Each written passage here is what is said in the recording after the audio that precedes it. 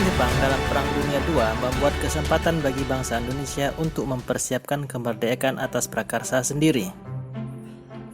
Setelah menyelesaikan tugasnya, BPUPKI dibubarkan, dan sebagai gantinya tanggal 7 Agustus 1945, Jepang mengumumkan pembentukan Panitia Persiapan Kemerdekaan Indonesia (PPKI) atau Dakoretsu Zonbi Inkai.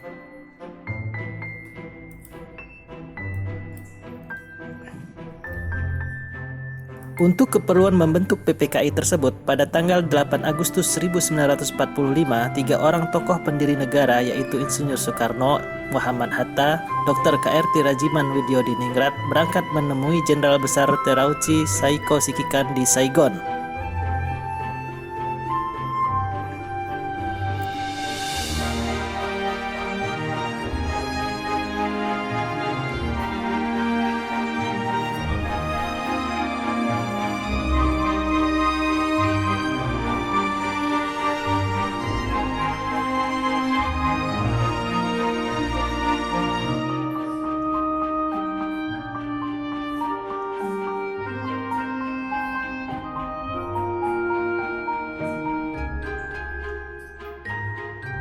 Dalam pertemuan tersebut, Insinyur Soekarno diangkat sebagai ketua PPKI dan Muhammad Hatta sebagai wakilnya. PPKI beranggotakan 21 orang termasuk ketua dan wakil ketua.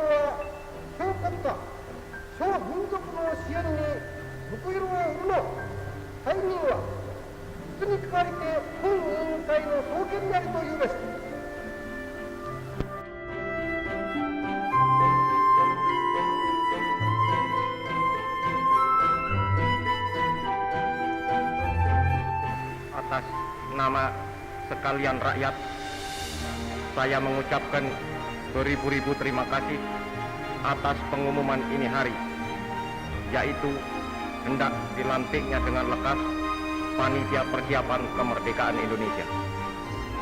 Kami sekalian amat terharu atas luhur budi Yang Maha Mulia Tenno Heka. Kami sekalian akan membantu dengan keras segenap pekerjaan Panitia Persiapan Kemerdekaan agar supaya bisa berdiri dengan lekas, teguh, kekal, dan abadi negara Indonesia merdeka.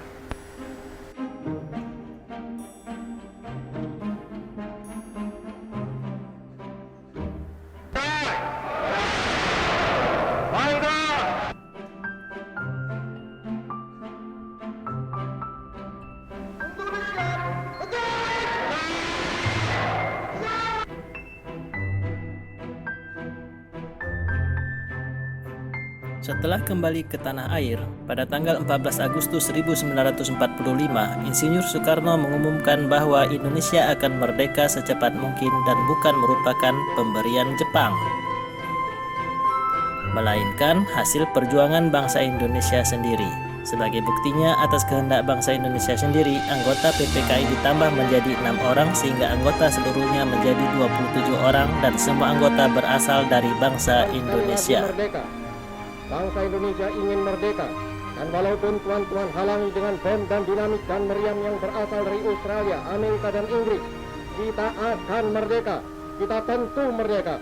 Kita pasti merdeka sebagai matahari terbit di hari besok. Janganlah tuan-tuan mencoba memikat hati kami dengan kata-kata. Sebab bangsa yang telah gandrung kemerdekaan tak dapat dipikat oleh kata-kata lagi. Kemerdekaan adalah seperti hidup dan mati. Tidak ada setengah hidup, tidak ada setengah mati. Hidup atau tidak hidup, mati atau tidak mati, hidup atau mati, mati atau hidup, merdeka atau tidak merdeka. Tidak ada tingkatan lagi di antaranya. Kami telah gandrung merdeka. Janganlah bermain dengan kata-kata.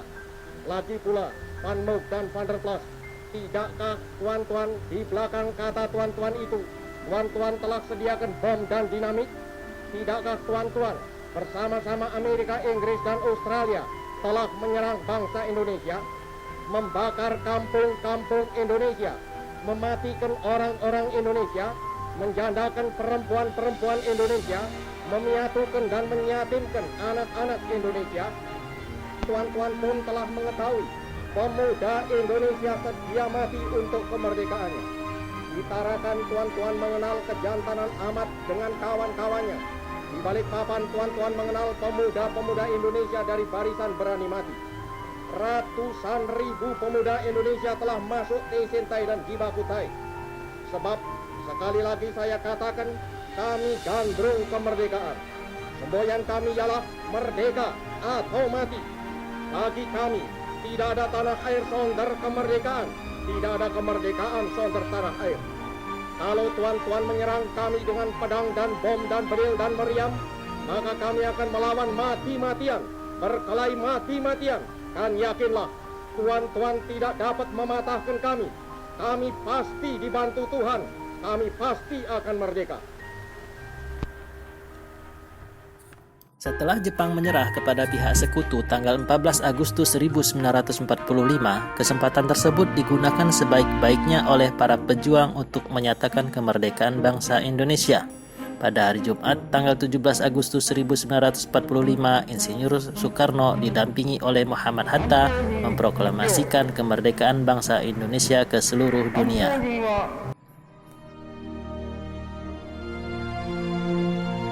Proklamasi. Kami, bangsa Indonesia, dengan ini menyatakan kemerdekaan Indonesia. Hal-hal yang mengenai pemindahan kekuasaan dan lain-lain diselenggarakan dengan cara saksama dan dalam tempo yang sesingkat-singkatnya. Jakarta, 17 Agustus 1945, atas nama bangsa Indonesia, Soekarno Hatta.